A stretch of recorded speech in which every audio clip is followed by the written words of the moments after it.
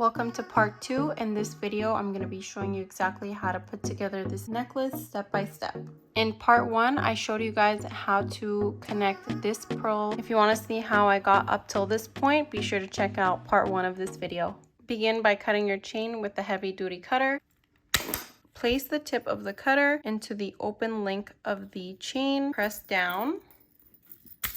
It should open up like this. It might not be wide enough originally, so you can go ahead and place the cutter there and press down in different directions so that it will expand the chain link out even more.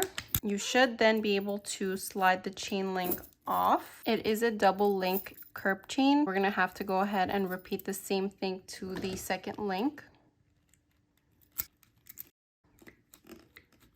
Once it's wide, you can slide it off of the chain link.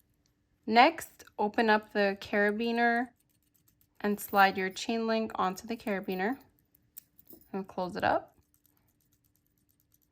We're going to repeat that same thing with our next chain, pressing down in the open section, making the chain link wide, and then sliding it off. Next, use your set of pliers to open up your jump ring and attach it to your gold chain link and then onto the carabiner. Close up the jump ring. Next, grab another jump ring, open it up with your set of pliers and attach the carabiner to the stainless steel chain and close it up. Next, grab your chain, open the link with your set of pliers. You can close this back up to reuse later. And on each side of these chains, we have multiple jump ring attachments. So what I'm going to do is go ahead and take off 2 of them and just leave it with 1. Then using the last jump ring, I'm going to open it up and attach it to my chain link and close it up with my set of pliers. Go ahead and do the same thing by detaching 2 jump rings. Next, grab your head pin and slide the pearl onto the head pin. Grab your flat nose plier and bend the pearl at a 90-degree angle. Cut about 3/4 of the head pin off and use your round nose plier to bend and create a loop with the top of the wire.